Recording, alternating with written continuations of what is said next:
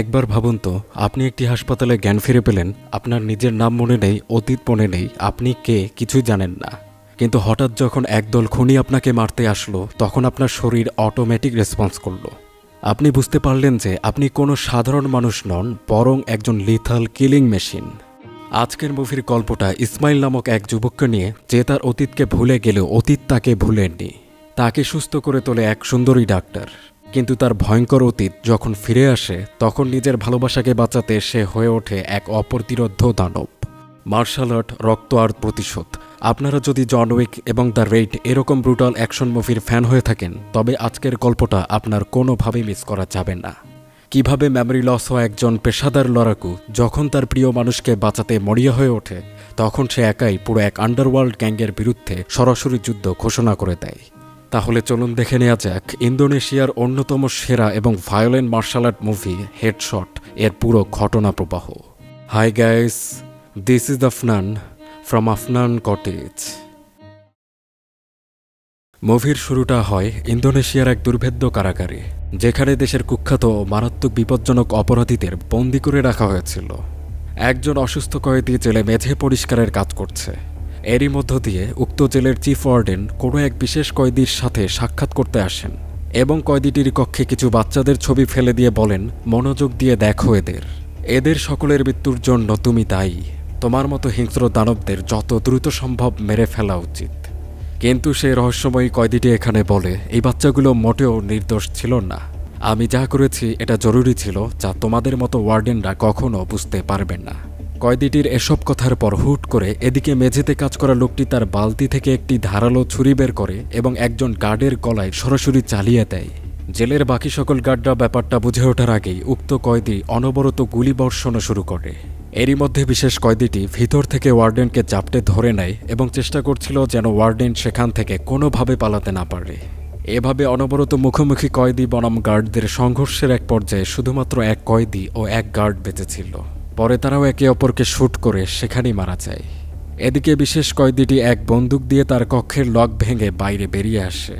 Warden তখনও কোনো রকম বেঁচেছিল, যে কিনা হামাগুড়ি দিয়ে নিজের প্রাণ রক্ষার শেষ চেষ্টাটুকু করে যাচ্ছে।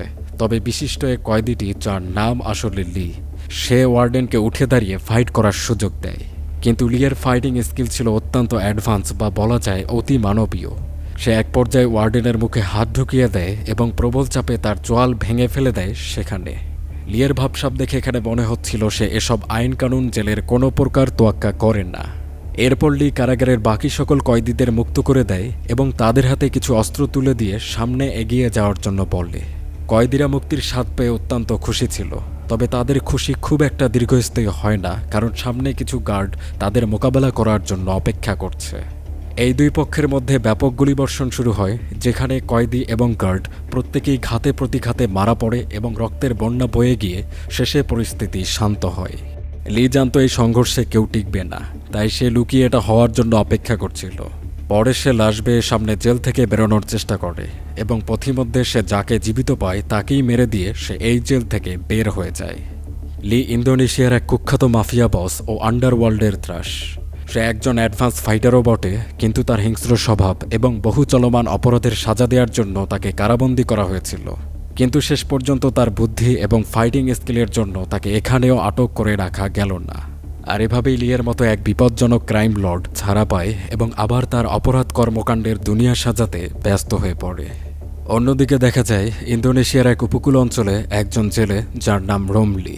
সে বেলকনিতে দাঁড়িয়ে তার উপকূল এলাকার চারপাশটা পর্যবেক্ষণ করছিল। তখন সে দেখতে পায় জালে বন্দী অবস্থায় কোনো প্রাণী বা বিশাল কিছু স্রোতের ধাক্কায় তার নৌকার পাশে চলে এসেছে। জাল টেনে দেখে এটা অজ্ঞান হয়ে পড়ে থাকা একজন মানুষ। কে বা কারা হয়তো তার সাথে কিছু করে সমুদ্রে ফেলে দিয়েছিল, কিন্তু ভাগ্যক্রমে লোকটি বেঁচে গিয়ে সমুদ্র কিনারায় এই জেলের নিকটে এসে উপস্থিত হয়েছে। এর ঠিক 2 মাস পর আমরা আইলিন নামক এক তরুণীকে দেখতে পাই। সে এই উপকূলীয় অঞ্চলেরই একজন ডক্টর ছিল। আইলিন সেই লোকটির চিকিৎসা করছে, যাকে উক্ত জেলে সমুদ্র কিনারায় খুঁজে পায়। লোকটি বিগত 2 মাস থেকে এখানে কমায় রয়েছে। এখন পর্যন্ত লোকটির কোনো আত্মীয়স্বজন বা এরকম কেউ তাকে দেখার জন্য আসেননি। উক্ত লোকটির ক্ষত অবস্থা দেখে আইলিন ভাবে, কে বা কারা লোকটিকে এত বাজেভাবে আহত করতে পারে, বা কী কারণেই এমন করেছে তার সাথে। আইলিন তার এই রোগীর কোনো নাম জানত না, কিন্তু সে তাই সে নিজে একটি নাম দেয় তাকে এবং রাতে তার পাশে শুয়েই ঘুমিয়ে যায়। এদিকে ঘুমন্ত অবস্থায় লোকটির শরীরে সামান্য সেন্স এসে তার হাতের আঙ্গুলগুলো নড়চড় করছিল। লোকটি স্বপ্নে দেখতে পাচ্ছে একটি মেয়ে যে তাকে গুলি করছে। এই দৃশ্য ও ভয়াবহ গুলির শব্দে ঘুম ভেঙে লোকটি চিৎকার করে কোমা থেকে বেরিয়ে আসে। লোকটি সজাগ হয়ে বুঝতে পারছিল সে কোনো এক জায়গার কোনো এক হাসপাতালে অবস্থান করছে। তার শরীর প্রচণ্ড দুর্বল ছিল, তাই মেঝেতে পা রাখা মাত্র সে নিচে পড়ে যায়। এ শব্দে আইলিনের ঘুম ভেঙে যায় এবং পরে আইলিন লোকটিকে শান্ত করে সর্বপ্রথম তার কাছে তার পরিচয় জিজ্ঞেস করে। কিন্তু বোঝা যায় লোকটি তার স্মৃতিশক্তি সম্পূর্ণরূপে হারিয়ে ফেলেছে। সে কিছুই মনে করতে পারছিল না, না তার নাম, সে কোথা থেকে এসেছে বা তার সাথে কী বা হয়েছে, এরকম কিছুই সে মনে করতে পারছিল না। পরবর্তীতে আইলিন যখন তার মাথার সিটি স্ক্যান করায় তখন দেখা যায় তার মস্তিষ্কে কিছু কপারের টুকরো অবস্থান করছে। সম্ভবত এগুলো কোনো বুলেটের খণ্ড অংশ, যেটা বের করার জন্য একটি বিশেষ সার্জারি করা প্রয়োজন। যতক্ষণ না এই টুকরোগুলোকে বের করে আনা হবে তার আগ পর্যন্ত লোকটির স্মৃতি ফিরে আসার কোনো সম্ভাবনা নেই। লোকটির শরীরে অসংখ্য ক্ষতের চিহ্ন দেখা যায়। ধারণা হয় যে সে বড় কোনো লড়াইয়ের অংশ বা তাকে অনেকের বিরুদ্ধে প্রায় সময় লড়তে হয়েছে। পরবর্তীতে আইলিন লোকটিকে জানায়, আজ থেকে তোমার নাম ইসমাইল। পরে যখন তোমার স্মৃতি ফিরে আসবে তখন আমি তোমাকে তোমার প্রকৃত নাম ধরে ডাকব। আইলিন ইসমাইলকে রমলির সাথেও পরিচয় করিয়ে দেয়, যে ব্যক্তিটি আর কি ইসমাইলকে উপকূল থেকে উদ্ধার করেছিল। এ রাতে আমরা কিছু সংখ্যক গ্যাংস্টারদেরকে দেখতে পাই যারা কিনা লিয়ের জেল থেকে পালিয়ে যাওয়ার খবরটা পেয়ে বেশ চিন্তিত ছিল। তারা দলবল নিয়ে একটি মিটিংয়ের আয়োজন করেছে যাতে লিকে দমন করার উপায় করা হয় এবং লিকে বাদ দিয়ে তারা তাদের শহরে একচেটিয়া মাদক ও অস্ত্রের অবৈধ ব্যবসা চালানোর পরিকল্পনাও করছে। তবে পরবর্তীতে লি তার হাতে একটি নুডলসের প্যাকেট এবং একজন মুখ ঢাকা রহস্যময়ী নারীকে নিয়ে উক্ত আড্ডাখানায় এসে উপস্থিত হয়। লি বেশ রসিকতা করে কথা বলছিল, যেন মনে হয় সে কোনো কারাগার নয় বরং এক পিকনিক থেকে ফিরে এসেছে। লি আরাম করে খাচ্ছিল, তবে গ্যাংস্টারদের প্রধান একজন বলে, সরাসরি মূল কথায় আসা যাক। লি, চোরাকারবারি ধান্দায় তোমার নামডাক রয়েছে এবং শহর এলাকায় তোমার একটা প্রভাবও আছে, মানুষ তোমাকে ভয় করে। তোমার এই রেপুটেশনের কথা ভেবে তোমার সাথে আগে মিলিতভাবে বন্দুক ও মাদকের ব্যবসা করতে চেয়েছিলাম, তবে এখন তোমার ক্ষমতা আগের মতো নেই বললেই চলে। আর তোমার দেয়া মালামালগুলো চাইনিজ এবং কোয়ালিটি তেমন ভালো নয়, তাই সব মিলিয়ে তোমাকে আমরা আমাদের ব্যবসা থেকে সরিয়ে দিচ্ছি। তোমাকে এটা মানতে হবে, আর তুমি এতে কোনোরূপ বাধা দিলে আমার সাথে আসা এত সব লোকজন তোমাকে মেরে ফেলতে পারে আজ এবং এই মুহূর্তেই। এসব শুনে লিয়ের মুখে হাসি আরও তীব্র হয়। তার ভঙ্গিমায় মনে হচ্ছিল এই গ্যাংস্টার দল মাত্র ভুল মানুষের সাথে পাঙ্গা নিয়ে ফেলল। গ্যাংস্টার দলটির কিছু লোক বাইরে অবস্থান করছে, লিয়েরও কিছু সংখ্যক লোক গাড়িতে রয়েছে। লির ইশারায় লোকগুলো গাড়ি থেকে বের হয় এবং সরাসরি গ্যাংস্টার দলটির বাইরের এই অংশের উপর ঝাঁপিয়ে পড়ে। লির এসব লোকজন লির ট্রেনিং দেয়া বিশেষ ফাইটার ছিল। এ পর্যন্ত লির এসব অ্যাডভান্স ফাইটারদের সাথে লড়ে কেউ জীবিত থাকতে পারেনি। তারা যেমন বুদ্ধিমান ও শক্তিশালী, পাশাপাশি ক্ষিপ্রতাও অনেক বেশি তাদের এবং তারা অনেক হিংস্র। এদিকে ভিতরে আড্ডাখানায় যখন লির উপর আক্রমণ হবে এমন অবস্থা, তখন তার সাথে আসা মুখঢাকা মহিলাটি নাম রিকা। সে প্রত্যেক বিপক্ষ দলের লোকদের বড়ই হিংস্রভাবে পেটাতে শুরু করে। সে একাই বাকি সকল গুন্ডাদের মেরে সে জায়গার পুরো নিয়ন্ত্রণ তাদের একার কাছে নিয়ে যায়। এদিকে বাইরে থেকে কোনো গ্যাংস্টারদের আগমন না ঘটায় উক্ত গ্যাং লিডারও বুঝতে পারে যে তারা ইতিমধ্যেই হেরে গিয়েছে। তখন সর্বশেষ উপায় হিসেবে গ্যাং লিডার তার লুকায়িত বন্দুকটি বের করার চাল করে, কিন্তু লি তা ধরতে পেরে থামিয়ে দেয় এবং লোকটির গলা বরাবর নুডলসের চপস্টিক গুজে দিয়ে তাকে মেরে ফেলে। তা দেখে পাশের লোকটির ভয়ে বেহাল দশা হয়ে গিয়েছিল। সে বলতে শুরু করে উক্ত লোকটিকে সে চিনে না বা সে তার বস নন। লি বলে, সে যদি তোমার বস নাই হয় তবে তুমি তার পাশে বসে এতক্ষণ তার সুরে সুর মিলাচ্ছিলে কেন? লি বন্দুক দিয়ে এই লোকটিকেও মেরে ফেলতে যায়, কিন্তু তখন লোকটি ভীত সুরে বলে, দয়া করে আমাকে মারবেন না, আমার কাছে এমন তথ্য আছে যা আপনার জন্য খুবই গুরুত্বপূর্ণ হতে পারে। আমি সম্প্রতি এমন এক ব্যক্তির ব্যাপারে জানতে পেরেছি যে হয়তোবা আপনার বিশেষ ঘনিষ্ঠ কেউ। ব্যক্তিটিকে সমুদ্র উপকূলে পাওয়া গিয়েছিল। সে এই মুহূর্তে হাসপাতালে চিকিৎসাধীন অবস্থায় রয়েছে। আপনি চাইলে আমি তাকে ধরে আপনার কাছে হাজির করতে পারি। এটা শুনে লি তখন উক্ত লোকটিকে রেহাই দেয় এবং ভাবতে শুরু করে যে ব্যক্তির ব্যাপারে তাকে বলা হলো এটা কি তাহলে তার সেই ব্যক্তি। এরপর লি এই লোকটির কানে গুলি চালিয়ে দেয়, বলে এখন সে এ অবস্থায় উক্ত ব্যক্তিটির খোঁজে সেই হাসপাতালে ভর্তি হবে, পাশাপাশি দ্রুত সময়ে সেই ব্যক্তিটিকে লিয়ের কাছে হাজির করতে হবে। কানে ক্ষত নিয়ে এই গ্যাংস্টার লোকটির নাম বন্ডি। পরে ইসমাইলকে রাখা সেই হাসপাতালে গিয়ে চিকিৎসা নেওয়ার বাহানায় ভর্তি হতে চায়, কিন্তু হাসপাতালে রোগীদের দীর্ঘ লাইন থাকায় নার্স বন্ডিকে আগে ফর্ম পূরণ করে অপেক্ষা করার জন্য বলছিল। তখন বন্ডি উক্ত নার্সের সাথে বাজে আচরণ করে এবং কাছে আসা আরেক গার্ডকেও সে তুচ্ছ-তাচ্ছিল্য করছিল। এসব শুনে আইলিন এসে পরিস্থিতি স্বাভাবিক করার চেষ্টা করে এবং যখন সে বুঝে এই রোগীটি এক গুন্ডা তখন সে সবার আগে তারই চিকিৎসা করে দেয়। এ সময় বন্ডি জিজ্ঞেস করে সমুদ্র উপকূলে পাওয়া লোকটি এখানেই চিকিৎসাধীন অবস্থায় ছিল, সে এখন কোথায়? আইলিন তখন ইচ্ছাকৃতভাবে ইসমাইলের ব্যাপারে কোনো রকম তথ্য জানে না বলে সে জানিয়ে দেয়। এটা বন্ডি বিশ্বাস করে না, তাই সে তখন আইলিনকে উত্ত্যক্ত করে তার থেকে ইসমাইলের ঠিকানা জানতে চায়। এক পর্যায়ে বন্ডি সীমা অতিক্রম করে আইলিনকে যৌন হয়রানির মতো বাজে আচরণ শুরু করেছে। আইলিন তখন সিকিউরিটিকে ডাকার ভয় দেখায়, কিন্তু বন্ডি জানত এরকম কেউই এখানে রক্ষায় আসবেন না, তাই তখন সে আরও বাজে আচরণ করতে শুরু করে। তবে তখনই হঠাৎ ইসমাইল সেখানে উপস্থিত হয়। এরপর বন্ডির হাতের আঙ্গুল মচকিয়ে দেয়। রেগে তখন বন্ডিও ইসমাইলের মাথায় কাচের বোতল ভেঙে ফেলে তাকে জখম করে। এতে ইসমাইল কিছু সময়ের জন্য স্তব্ধ হয়ে পড়েছিল, কিন্তু তার কিছু পরেই তার সেন্স ফিরে আসে এবং মনে হচ্ছিল তার উপরে কিছু ভর করেছে এবং এরপর সে বন্ডির গলা শক্ত করে আঁকড়ে ধরে। তার হাতের জোর এত বেশি ছিল যে বন্ডি নিঃশ্বাস নিতে পারছিল না।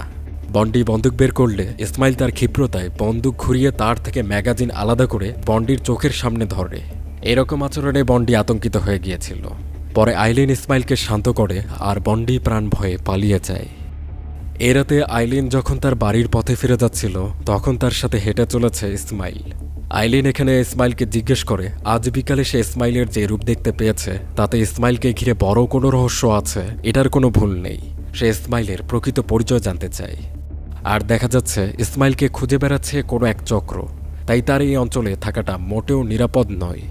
এজন্য আইলিন ইসমাইলকে তার সাথে রাজধানী জাকার্তায় নিয়ে যেতে চায়, নিরাপদ রাখতে চায়।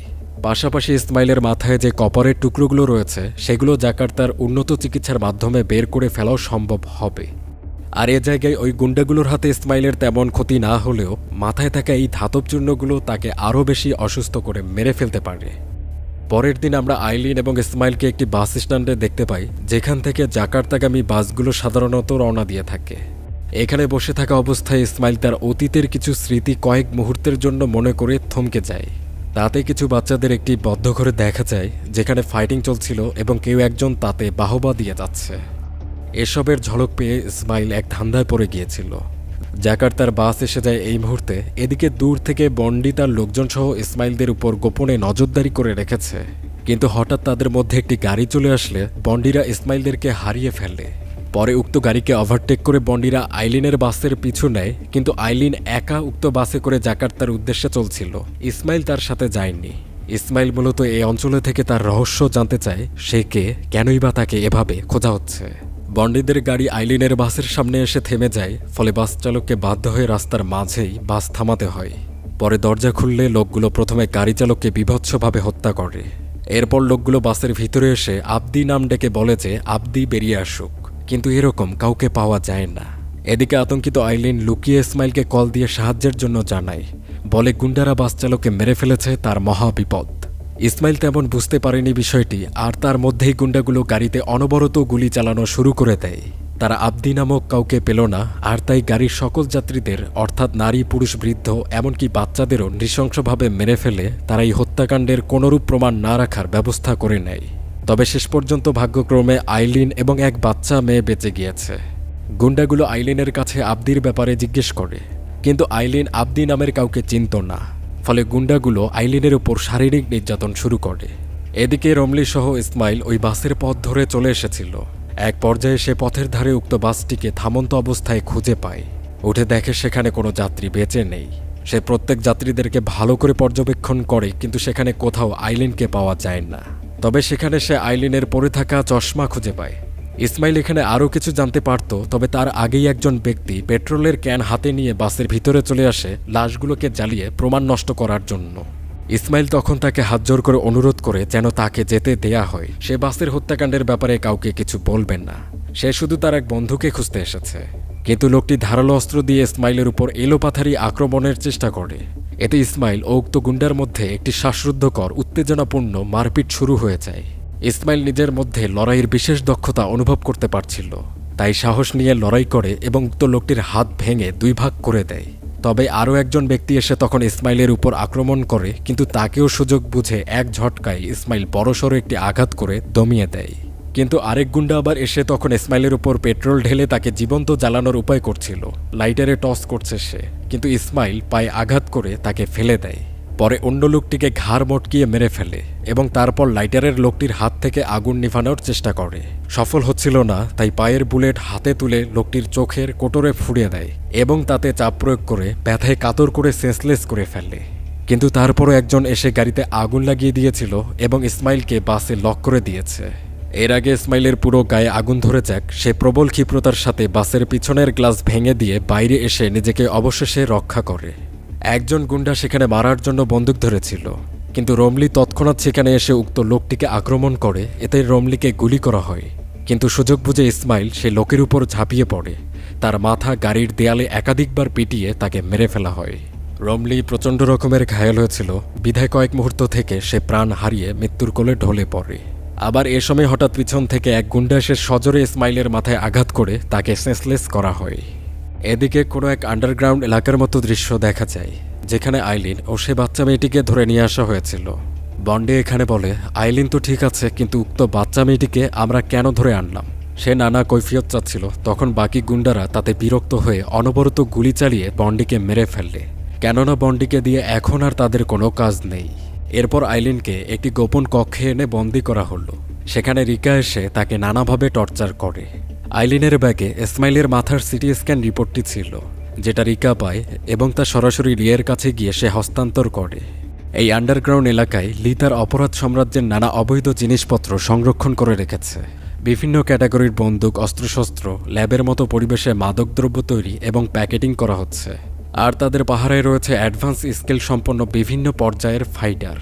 লি সিটি স্ক্যান দেখে নিশ্চিত হয় তারা যাকে খুঁজছে ইসমাইলই তাদের সেই ব্যক্তি। লি ইসমাইলের ছবিটি তার লোকবলের দিকে তুলে বুঝিয়ে দেয় যত দ্রুত সম্ভব তাকে ধরে নিয়ে এসে তার সম্মুখে পেশ করতে হবে। এদিকে ইসমাইলের চোখ খুললে সে দেখে সে রয়েছে থানায়। তাকে গুন্ডারা নয়, বরং পুলিশ তখন আক্রমণ করে এখানে ধরে এনেছে। অফিসার অনেক ক্ষিপ্ত ছিলেন, তার ধারণা ইসমাইলি বাসের সকল যাত্রীদের হত্যা করেছিল। কিন্তু ইসমাইল যথাসাধ্য চেষ্টা করে নিজেকে নির্দোষ প্রমাণ করার জন্য। যাই হোক, অফিসার ইসমাইলের সামনে তখন একটি ফাইল রাখে এবং লিয়ের ছবি দেখিয়ে জিজ্ঞেস করে, তুমি কি জানো এটা কে? ইসমাইল তার পূর্বের কিছু মনে করতে পারছিল না, তাই সে ছবি দেখে লি সম্পর্কে কিছু বলতে পারে না।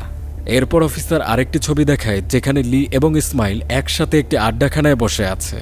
ইসমাইল এই ছবি নিয়ে কিছু ভাবুক বা বলতে পারুক যে তার অতীত কি ছিল বা লিয়ের সাথে তার সম্পর্ক কি, কিন্তু তার আগেই পুলিশ স্টেশনে বিদ্যুৎ চলে যায়। অফিসার বুঝতে পারে অবশ্যই বড়সড় কোনো গন্ডগোল হয়েছে, তাই সে বাইরে ব্যাপারটা চেক করতে যায়। কিন্তু যখনই সে জানালা দিয়ে বাইরে তাকানোর চেষ্টা করে, তখন অপর পাশে থাকা একজন তার ধারালো দা দিয়ে পুলিশের মুখ বরাবর এক কোপ দিয়ে দেয়। এরপর লোকটি ভিতরে প্রবেশ করে, সরাসরি ইসমাইলের উপরে আক্রমণ চালায়। ইসমাইলের হাত টেবিলে বাঁধা ছিল, তাই সে পালাতে পারছিল না। তবে ইসমাইল তার বুদ্ধি খাটাচ্ছিল। সে টেবিলকে ঢাল হিসেবে ব্যবহার করে যথাসাধ্য চেষ্টা করছিল নিজেকে রক্ষা করে লোকটিকে দমানোর। এক পর্যায়ে শিকল কেটে যায় এবং ভাগ্যক্রমে লোকটির দা টেবিলে গেঁথে গিয়েছিল। আর এই সুযোগে ইসমাইল উক্ত লোককে তারই দায়ের মুখে মুখ ফেলে দেয়। লোকটির গলা পুরো কেটে গিয়েছে, রক্তক্ষরণে লোকটি সেখানে মারা যায়। এরই মধ্যে কেউ আবার সেখানে গ্রেনেড ফেলে দেয়, যাতে বড়সড় বিস্ফোরণ হয়। কিন্তু ইসমাইল টেবিল দিয়ে নিজেকে কোনোরকম বাঁচাতে পেরেছে। বাইরে আরও কিছু লোক ইসমাইলকে নিতে এসেছিল, কিন্তু ইসমাইল পিছনে বেরিয়ে এসে সরাসরি তাদের উপরে গুলি চালিয়ে দেয়। পরে ইসমাইল পালানোর চেষ্টা করে, কিন্তু দরজার ওপারে দেখতে পায় শক্তিশালী বন্দুকধারী দুজন ব্যক্তি দাঁড়িয়ে আছে। তারাও ভিতরে চলে আসে, আসা মাত্রই গুলিবর্ষণ শুরু করে দেয়। ইসমাইল টেবিলের পিছনে লুকিয়ে পড়েছিল। অন্ধকার, তাই একজন অন্যজনকে থানায় লাইটের ব্যবস্থা করার জন্য পাঠিয়ে দেয়। পরে বাকি একজন আন্দাজ করে গুলি চালায়, তবে এতে ইসমাইলের কিছু হয় না। পরে অন্ধকারে ইসমাইল পিছনে এসে লোকটিকে আক্রমণ করার চেষ্টা করে, কিন্তু তখনই বিদ্যুৎ এসে যায় এবং ইসমাইল তার কাছে ধরা পড়ে যায়। তাদের মধ্যে লড়াই বেঁধে গিয়েছিল। প্রথমে চেষ্টা চলে বন্দুকটাকে ইসমাইলকে নিতে হবে। ইসমাইল মার্শাল আর্ট ব্যবহার করছিল, কিন্তু বন্দুকটিকে নিতে পারে না। উক্ত ব্যক্তিটিও ভালো মানের লড়াকু, যে ইসমাইলের উপর ভালো প্রভাব খাটাচ্ছে। তাই ইসমাইল একটি টেবিলে লুকিয়ে যায় আর অপেক্ষা করছিল ব্যক্তিটির বুলেট কখন ফুরিয়ে আসবে। গুনে গুনে 4টি বুলেট ভরিয়ে শেষ হয়, আর নতুন বুলেট ভরার সময় ইসমাইল তার উপর ঝাঁপিয়ে পড়ে। ইসমাইল আগে থেকে আহত থাকায় তার অত শক্তি হচ্ছিল না যে সে তার সাথে ভালো করে লড়বে। তাই গায়ের জোর বাদ দিয়ে সে বুদ্ধিকে অস্ত্র বানিয়ে নিজেকে লুকিয়ে দেয়। এবং সুযোগ বুঝে বন্দুক দিয়ে সে সরাসরি লোকটির হৃৎপিণ্ডে গুলি চালিয়ে দেয়। অন্য লোকটি যখন তার সাথীর এরকম মৃত্যু দেখে তখন সে প্রচণ্ড ক্রোধে প্রায় পাগল হয়ে গিয়েছিল, কিন্তু সে বন্দুক ফেলে দিয়ে সরাসরি হাত পায়ের মাধ্যমে ইসমাইলকে লড়ার আমন্ত্রণ জানায়। লোকটি বিশালাকার আর তার হাতের জোর বেশি, তাই ইসমাইলকে তুলে ধরে শ্বাসরোধ করার চেষ্টা করছিল, কিন্তু ইসমাইল তার শক্ত ঘুষিতে এবং নানা জিনিসপত্র দিয়ে তাকে ঘায়েল করার আপ্রাণ চেষ্টা করে। এক পর্যায়ে তার হাতে ছুরি চালিয়ে দেয় এবং টাইপরাইটার তার হাতে ফুরিয়ে দেয়। পরে এভাবে লোকটি যখন একটু ব্যথা যন্ত্রণায় দুর্বল হয়েছে তখনই ইসমাইল শুরু করে দেয় মার্শাল আর্টের পাওয়ারফুল সব পাঞ্চ। বুকে একাধিক ঘুষি এবং লাথিতে পা ভেঙে দেয়। সবশেষে তার মুখে একাধিকবার ঘুষি দিয়ে তাকে ক্ষতবিক্ষত করা হয়।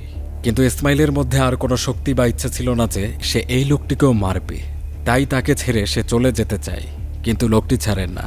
সে তারপরে ইসমাইলকে আঁকড়ে ধরে বলে ইসমাইলের সেই ডাক্তার প্রেমিকার সাথে সে কি বাজে করেছে। তখন ক্রোধে ইসমাইল তাকে একাধিকবার পাঞ্চ করে মেরেই ফেলে। তবে কিছু সময় পর ইসমাইলের ধীরে ধীরে মনে হতে থাকে তার পুরনো অতীতের সব স্মৃতি। যে লোকগুলোকে সে মাত্র হত্যা করল এরা আসলে তারই ছোটবেলার বন্ধু, যাদের সাথে সে হেসে খেলে একসাথে বড় হয়েছে। কিন্তু এখন আফসোস করে লাভ নেই, পরিস্থিতি পরিবেশ তার নিজের এসব মানুষদেরকেই তার কাছে বড় শত্রুতে পরিণত করেছে। হ্যালো দর্শক, আজ আমি আপনাদেরকে ওয়ানেক সম্পর্কে বলছি, যেটি সবচেয়ে বিশ্বস্ত। পিএসজি ও সিরিয়ায় এখানে সহযোগী। ওমেন্স বিগ ব্যাশ লিগ চলছে, এটি ক্রিকেট প্রেমীদের জন্য দারুণ সুযোগ। এখানে সমস্ত ক্রিকেট ও ফুটবল সহ অন্যান্য ম্যাচের ফলাফল এবং ম্যাচটি লাইভ দেখতে পারবেন। এছাড়াও রয়েছে চিকেন রোড ও ক্র্যাশ সহ বিভিন্ন ধরনের গেম, যেগুলো খেলে রয়েছে খুব সহজেই জেতার সম্ভাবনা। মাত্র 300 দিয়ে এখানে আপনারা খেলা শুরু করতে পারবেন। বিএমডাব্লিউ গাড়ি, আইফোন, ল্যাপটপ ও অন্যান্য পুরস্কার রয়েছে প্রত্যেক দিন। রেজিস্ট্রেশন করার সময় আমার প্রচার সংখ্যা আফনান 7 ব্যবহার করলে প্রথম জমাতে পাবেন 12,000 টাকা পর্যন্ত ও ফ্রি স্পিন। পেটিএম ব্যাংক, বিকাশ নগদ, রকেট এবং অন্যান্য সহজ পদ্ধতিতে জেতা রাশি তুলে নিতে পারবেন। তাহলে আর দেরি কিসের, গুগলে ওয়ানেক্স লিখে সার্চ করে আমার দেয়া প্রচার সংখ্যা আফনান 7 ব্যবহার করে জয়েন করুন এবং পুরস্কার পান। অন্যদিকে বন্দিকক্ষে আইলিন তার ব্যাগে একটি ধারালো কাঁচি পায়, যেটা নিজের কাছে সে লুকিয়ে রাখে। কিছু পরে সেখানে লি আসে এবং সাথে অন্য বাচ্চা মেয়েটিকেও এনেছে। লি বলে, তাহলে তুমি সেই মেয়ে যে আব্দিকে সুস্থ করেছে। আব্দি অনেক ভালো একটি নাম, যার অর্থ বিশ্বস্ততা, কিন্তু সে আমার বিশ্বাস রাখেননি। এরপর লি তার লোকদের কল দিয়ে বলে আব্দিকে যেন হত্যা না করে জীবিত তার কাছে ধরে আনা হয়। কিন্তু লি ভীষণভাবে অবাক হয় যখন সে ফোনে আব্দিরই অর্থাৎ ইসমাইলেরই আওয়াজ শুনে। বুঝতে পারে যে আব্দি তার লোকদের ইতিমধ্যেই মেরে ফেলেছে। ইসমাইল জানায় তার অতীতের সব স্মৃতি মনে পড়ে গিয়েছে এবং সে দ্রুত লিয়ের কাছে আসবে। লি এসব শুনে ক্রোধে আত্মহারা হয়ে যায়, বলে মনে রেখো আমি কিন্তু তোমার পিতা এবং গুরু, আর তুমি আমার শিষ্য। পরে আইলিনের গলা ধরে বলে, তুমি কি তোমার ডাক্তার প্রেমিকার ব্যথার আওয়াজ শুনতে পাচ্ছ? এরপর লি সেখানকার লোকেশন পাঠিয়ে দেয় আব্দিকে আর দ্রুত আইলিনকে উদ্ধার করার জন্য বলে। তবে এই সুযোগে আইলিন লির কাঁধে কাঁচি কুপিয়ে দেয়। এতে লির কিছুই হয় না, বরং সে বলে তুমি তো একজন ডাক্তার, তোমার তো জানা কথা যে কোপটা আমার গলায় দিতে হতো, এতে শিরা কেটে হয়তো আমাকে মারতে পারতে। এরপর লি আব্দির আগমনের জন্য বসে অপেক্ষা করছিল। একটি ভাঙা তলোয়ার দেখে তার ওই দিনের কথা মনে পড়ে যায়, যে দিনটাতে সে আব্দিকে হত্যার চেষ্টা করেছিল। কিন্তু আব্দি তার নিজেকে তো রক্ষা করেই, পাশাপাশি সে লিয়ের খুব বিশ্বস্ত বেশ দক্ষ একজন ফাইটারকে মেরে ফেলেছিল সেই দিন। অর্থাৎ লিয়ের লোকজনরা যদি এবারও আব্দিকে মারতে না পারে, তবে লিকেই বাধ্য হয়ে আব্দির সাথে লড়ে নিজ হাতে তাকে হত্যা করতে হবে। এদিকে কিছু সময়ের মধ্যে ইসমাইল অর্থাৎ আব্দি লির পাঠানো লোকেশন অনুসরণ করে একটি জঙ্গলের ভিতরে চলে এসেছে। সেখানে সে একটি কুয়ো খুঁজে পায়, যা দেখে তার অতীতের একটি জ্বালাময় স্মৃতি তাজা হয়ে ওঠে। এই কুয়োর মধ্যে লি কিছু বাচ্চাদের ধরে এনে ফেলে দিয়ে রাখত। সেখানে সে বাচ্চাগুলোকে কয়েকদিন, কখনো কখনো কয়েক সপ্তাহ ধরে খেতে দিত না। আর যখন এই বাচ্চাদের মধ্যে ক্ষুধা যন্ত্রণা তীব্র মাত্রায় চলে যেত, তখন লি একটিমাত্র পানির বোতলকে সেখানে ফেলে দেয়, যেটাকে নেয়ার জন্য বাচ্চাগুলো হিংস্র হয়ে একে অপরের সাথে লড়াই করতে শুরু করে। এভাবে প্রাণপণ লড়াইয়ে শুধুমাত্র কোনো একটি বাচ্চা শেষ পর্যন্ত বাঁচতে পারত। সর্বশেষ এই বাচ্চাটিকে উপরে উঠিয়ে নেয় লি। পরে উক্ত বাচ্চাটির লড়াই ক্ষমতাকে আরও শক্তিশালী করা হয়। লি নিজে তাদের ফাইটিংয়ের অ্যাডভান্স ট্রেনিংগুলো শেখাতো, যেটা রপ্ত করে এক একজন ছেলে মেয়ে কঠিনতম পর্যায়ের লড়াকুতে পরিণত হয়, যাদেরকে লি ব্যবহার করে নানা কাজ সম্পন্ন করত। তার ব্যবসা আত্মরক্ষার ক্ষেত্রে এই ছেলে মেয়েগুলোই ছিল এক একটি লিথাল কিলিং মেশিন। আর লি ছিল তাদের পিতা বা গুরু, যার জন্য তারা সব করতে পারে এবং আজীবন তাই করে এসেছে। এই আব্দিও ছিল লিয়ের এসব কিলারদেরই একজন। আব্দির এখানে সব স্মৃতি মনে এসে যাচ্ছে। ঠিক এ সময় তার পুরনো এক বন্ধু, যার নাম বেজো, সেখানে উপস্থিত হয়। বেজো বলে, তাহলে অবশেষে তোমার সবকিছু মনে পড়েছে। আবদি এবং বেজো এক সময়কার খুবই ভালো বন্ধু। এমনকি বেজো নিজের জীবন বাজি রেখে আবদির জন্য অনেকবার লড়েছে এবং মৃত্যুর মুখ থেকে আবদিকে উদ্ধারও করেছিল। কিন্তু বড়ই দুর্ভাগ্য যে পরিস্থিতি তাদের দুইজনকে একে অপরের বিপক্ষে এনে আজ মুখোমুখি দাঁড় করিয়েছে, যেখানে বেজো তার গুরু লির পক্ষে আর আবদি আইলিনকে নিয়ে তাদের বিপক্ষে। বেজো বলে, তোমার এখানে আসা উচিত হয়নি, তবে আমি তোমাকে একটা সুযোগ দিচ্ছি, তুমি ফিরে যাও, তাহলে তোমাকে আমার মারতে হবে না। কিন্তু আবদি আইলিনকে ছাড়া কোনো মতেই ফিরে যাবে না। আবদি আক্রমণ করতে এগিয়ে যায়, কিন্তু বেজো পিছে যেতে যেতে উধাও হয়ে যায়। আবদির মনে হয় সে চলে গিয়েছে, কিন্তু না, এমনটা নয়। বেজো গাছে লুকিয়েছিল যে হঠাৎ করে তার উপর আক্রমণ করে। বেজো বাকি লড়াকুদের মতো ছিল না, সে যথেষ্ট শক্তিশালী এবং একজন চৌকস লড়াকু ছিল। এজন্য আবদিও তার সামনে খুব একটা টিকতে পারছেন না। বেজোর বিশেষ ক্ষমতা হচ্ছে তার ক্ষিপ্রতা। এত দ্রুত হাত পা চালাতে পারে সে, শত্রু তাকে আক্রমণেরই সুযোগ করে নিতে পারে না। এভাবে সে আবদিকে একের পর এক কিল ঘুষি দিচ্ছিল। এতে করে আবদি মারাত্মক রকমের জখম হয়। এভাবে অনেকক্ষণ মার খেয়ে আবদি বেজোর শক্তি কমার অপেক্ষায় রয়েছে। এক পর্যায়ে বেজো একটু হাঁপিয়ে গেলেই আবদি সুযোগে কিছু কিল ঘুষি বেজোকে দেয় এবং কিছু বুক বরাবর আঘাত করে। তবে বেজোর একটি বিশেষ লাঠি ছিল, যেটা দিয়ে সে মার্শাল আর্টের সংমিশ্রণে দ্রুতগতিতে আঘাত চালাতে পারে। এরকমই একটা মারের পর্বে আবদি কৌশলে সে লাঠিটি ঘুরিয়ে সজোরে বেজোর মুখেই লাগিয়ে দেয়। জোরে এ আঘাতটা বেজোর মাথা পর্যন্ত ফাটিয়ে দিয়েছিল, যা সে সহ্য করতে পারেন না। বেজোর মুখ থেকে রক্ত বের হয়। মস্তিষ্কে আঘাত লেগে সে তার উপর নিয়ন্ত্রণ হারিয়ে চুপচাপ সেখান থেকে চলে যেতে চায়। পরে আবদি যখন বেজোর পিছু করে গিয়ে দেখে সে বিচের কিনারায় বসে আছে। মস্তিষ্কে রক্তক্ষরণে তার মৃত্যু হয়েছিল। আবদি এরই আফসোসে কি আর করবে, তার আগেই রিকা উক্ত স্থানে এসে তার উপর গুলি চালিয়ে দেয়। কোনোভাবে প্রাণ বাঁচিয়ে আবদি একটি বড় পাথরে গিয়ে লুকিয়ে পড়ে, আর সুযোগ পাওয়া মাত্রই সে রিকার বন্দুকটি ছিনিয়ে নিয়ে তার উপরে ঠেকিয়ে দেয়। রিকার চেহারা দেখে আবদির মনে পড়ে এটা সেই ব্যক্তি যে কিনা তার উপর অতীতে গুলি চালিয়েছিল, যে গুলি ভাগ্যক্রমে মস্তিষ্কের পাশ দিয়ে চলে গেছে, কিন্তু তার চূর্ণ অংশ থেকে গিয়ে সে তার স্মৃতিশক্তি হারিয়েছিল। রিকা এ সময় বলে, তোমার কি মনে আছে একদা আমরা কত ঘনিষ্ঠ ছিলাম? রিকা এরকম আবেগঘন কথা বলে আবদির কাছে আসার চেষ্টা করে, কিন্তু আবদি তাকে আসতে দেয় না। বলে রিকা তার মাথায় গুলি চালিয়েছিল, তাই রিকা তার কাছে এখন শুধুমাত্র শত্রু ছাড়া আর কিছু না। রিকা জানায় লি তাদের গুরু, যিনি কিনা তাদেরকে গরিবিহাল থেকে উঠিয়ে এনে প্রশিক্ষণ দিয়ে তাদের এত শক্তিশালী বানিয়েছে। কিন্তু আবদি লির সাম্রাজ্য ছাড়তে চেয়েছিল, তাই বাধ্য হয়ে তাকে গুলি করা হয়। আর এখন শুধুমাত্র একটি মেয়ের জন্য আবদি তাদের সবাইকে মারতে মরিয়া হয়েছে। এটা রিকা একদম মানতে পারছেন না। সেই লুকানো চাকু দিয়ে লিয়ের উপর আক্রমণ করে। বেশ কয়েকবার হাত পায়ে আঘাত করে আবদিকে ঘায়েল করা হয়। তবে আবদি রিকাকে তেমন আক্রমণ করছিল না। সে বলে রিকার উচিত লির মতো একজন দানবের পক্ষে কাজ না করা। অনেক বুঝালেও রিকা আবদির কোনো কথা মেনে নেয় না। তখন আবদিকে বাধ্য হয়ে রিকার উপর পাল্টা আক্রমণ চালাতে হয়। সে প্রথমে রিকার হাত মচকে তার চাকু ফেলে দেয় এবং পরে নানা লড়াইয়ের এক পর্যায়ে সে রিকার মাথায় সজোরে কিক দিয়ে তাকে দুর্বল করে ছেড়ে দেয়। দূরে রিকার চাকু পড়েছিল, তা তুলে আবদি বলে, যথেষ্ট হয়েছে, আর কোনো লড়াই নয়। রিকাকে দেখে মনে হচ্ছিল অবশেষে সে সমঝোতা করতে চায়, কিন্তু হঠাৎ সে লুকানো একটি বন্দুক বের করে আবার আবদির দিকে তাক করে। তখন আবদির আর কোনো উপায় ছিল না, তবে রিকা ইচ্ছাকৃতভাবে ভুল জায়গায় একাধিক গুলি চালিয়ে দেয়, যেটাতে বাধ্য হয়ে আবদি রিকার পেট বরাবর চাকু নিক্ষেপ করে। তবে পরে আবদি বুঝতে পারে যে তার গায়ে একটি গুলিও লাগেনি। রিকা ইচ্ছাকৃতভাবে নিজেকে আবদির মাধ্যমে হত্যা করল। আর আগেও সে আবদিকে মারতে চায়নি, কিন্তু পরিস্থিতি তাকে তা করতে বাধ্য করিয়েছে, যার জন্য তার আফসোস হতো আগে, কিন্তু এবার আর হবে না। রিকা আবদির কাছে বলে, এবার হিসাব বরাবর হল। রিকা আবদির কোলেই তার শেষ নিঃশ্বাস ত্যাগ করে। তার মৃত্যুতে আবদি অনেক কষ্ট পায়, কিন্তু এটা মেনে নেওয়া ছাড়া আর করার কিছু ছিল না। এদিকে লি বড়ই আগ্রহ নিয়ে তার আস্তানায় আবদির জন্য অপেক্ষা করছে। সে আশা করছিল আবদিকে ক্ষতবিক্ষত অবস্থায় তার সামনে পেশ করা হবে, কিন্তু হয় এটার উল্টো। আবদি কল করে লিকে জানায় লি তাদের কোনো পিতা নয়, সে শুধু তার স্বার্থের জন্য গরিব অসহায় বাচ্চাদের তুলে এনে খুনি বানিয়েছে। লি তখন এসবের সমাধান করতে চায়, তবে আবদি বলে সে ইতিমধ্যেই তাকে মারতে তার আস্তানায় উপস্থিত হয়েছে। অন্যদিকে লিয়ের এক লোক আইলিনের কক্ষে এসেছিল। সে আইলিনকে নিয়ে যেতে চায়, তবে আইলিন এতে মানা করলে লোকটি তখন আইলিনের উপর নির্যাতন শুরু করে। সে আইলিনকে ধর্ষণ চেষ্টা করছিল, তবে উক্ত বাচ্চা মেয়েটি লোকটিকে একটি থালা দিয়ে আঘাত করে। গুন্ডাটি তখন প্রচণ্ড ক্রোধে উক্ত বাচ্চা এবং আইলিন দুইজনের উপরই চড়াও হয়। তবে বাচ্চা মেয়েটি সুযোগে সেই গুন্ডার রাখা বন্দুকটি তুলে নেয়। তার দিকে লোকটির নজর গেলে আইলিন উক্ত লোকটিকে পিছন থেকে আক্রমণ করে। পরে এক পর্যায়ে আইলিন সেই বন্দুকটি তুলে নিয়েছিল, কিন্তু গুন্ডাটি উপহাস করে যে এই কাঁপুনি মাখা হাত দিয়ে আইলিনরা কি তা চালাতে পারবে। তখন বাচ্চা মেয়েটি বন্দুকের লক খুলে দেয় আর আইলিন গুন্ডাটিকে এলোপাথারি গুলিতে একদম ঝাঁঝরা করে ফেললে। এরপর আইলিনরা বাইরে বের হয়। সেখানে আরেকজনকে পেলে তাকেও তারা মেরে ফেললে। গুলির আওয়াজ শুনে কিছু লোক দেখতে এসেছিল, তাদেরও বেশ কিছুকে আইলিন শ্যুট করে মেরে ফেললে।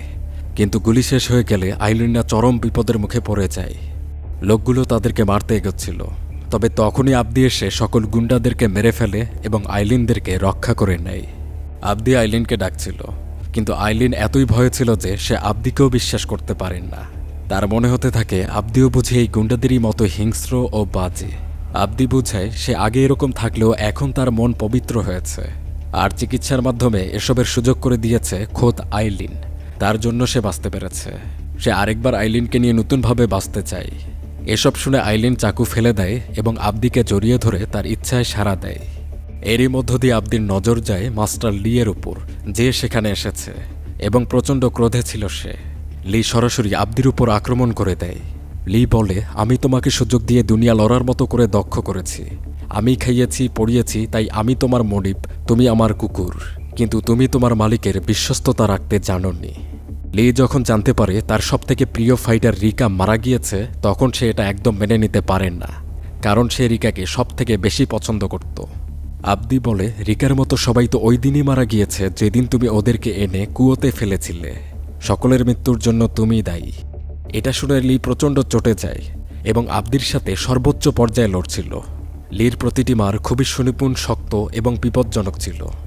এজন্য অল্প কিছু সময়ের মধ্যেই আবদি বেশ কিছু মার খেয়ে নিচে পড়ে যায়। পরে দাঁড়াতে পারছিল না, কিন্তু আবদিও প্রচণ্ড জেদি এবং আমৃত্যু সে লিকে হারানোর চেষ্টা করে যেতে চায়, যার জন্য সে বারবার উঠে দাঁড়াচ্ছে। লির সাথে বিভিন্ন টেকনিক খাটিয়ে লড়ার চেষ্টা করছে। লড়াই বেশ দীর্ঘ এবং ব্রুটাল হয়।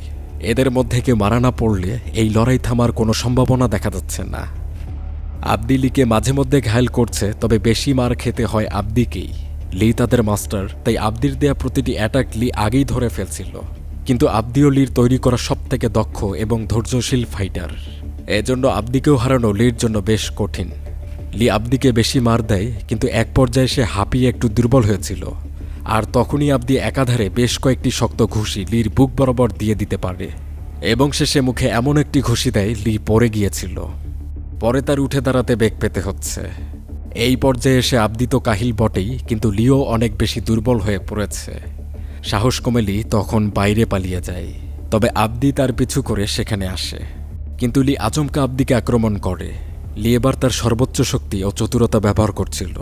ক্ষতের জায়গাগুলোতে আঙুল ঢুকিয়ে লি মাংসপেশি তুলে ফেলে, কিন্তু তারপরও আবদি দমে না এবং কৌশলে লির একটি হাত ভেঙে দেয় এবং ধাক্কা দিলে ভাগ্যক্রমে সে একটি চোখা ডালে পড়েছিল, যেটা লির পেট দিয়ে বের হয়ে চলে যায়। অর্থাৎ লির দম এখানেই শেষ। লি মৃত্যুর জন্য মুখ নামিয়ে নেয়, কিন্তু হঠাৎ আবার তেড়ে উঠে আবদিকে টেনে ডালটি তার গলায় ঢুকাতে চাচ্ছিল। অর্থাৎ মরার সময় সে আবদিকে সাথে নিয়ে মরবে। আবদি তাকে থামাতে পারছিল না, কিন্তু তখন আইলিন সেখানে এসে আবদিকে আঁকড়ে ধরে এবং চাপ প্রয়োগ করে লির হাত থেকে আবদিকে বের করে আনে। লি কিছুক্ষণের মধ্যে মারা যায়, আর এদিকে শেষমেশ বেঁচে থাকতে পারে আবদি, কিন্তু সে এত পরিমাণ ঘায়েল হয়েছিল যে সে তার জ্ঞান হারিয়ে ফেলে। এরপর দৃশ্য পরিবর্তন হয়। কিছুদিন পার হয়েছে। আইলিন একটি হাসপাতালে চিকিৎসারত অবস্থায় ছিল। এদিকে এই হাসপাতালে আবদিও চিকিৎসায় রয়েছে। ডক্টররা তার মাথা থেকে উক্ত ধাতব চূর্ণগুলোকে বের করেছিল, তাই সে এখন বিপদমুক্ত। তবে আবারও সে কমায় গিয়েছে। তার শরীরে এত পরিমাণ ক্ষত হয়েছিল যে তাকে সেরে উঠতে বেশ দীর্ঘ একটা সময় দরকার। আবদির সাথে ছোটকাল থেকে আজ পর্যন্ত যা যা হয়েছে তা ভেবে আইলিনের খুব আফসোস হয়। তবে সে নিজেকে পরে সামলিয়ে নেয়। সৃষ্টিকর্তার কাছে আবদির মঙ্গলের জন্য দোয়া করে। পাশেই রোগীর নেমপ্লেট ছিল, সেখানে কিছু লেখা ছিল না জন্য আইলিন রোগীর নামের জায়গায় আবদি লিখে দেয়, কিন্তু পরে সে আবার এটা মিশিয়ে দেয়। অদ্ভুতভাবে আবদির জ্ঞান ফিরে আসে তখনই। আবদি বলে নেমপ্লেটে তার নাম লেখা উচিত ইসমাইল। এখন থেকে সে আবদি নয়, সে প্রকৃত অর্থে ইসমাইল, যেটা শুনে আইলিন প্রচণ্ড খুশি হয়। আর এখানেই হেডশট নামক ইন্দোনেশিয়ার অন্যতম সেরা ব্রুটাল অ্যাকশন মুভিটির পুরো গল্পের সমাপ্তি হলো।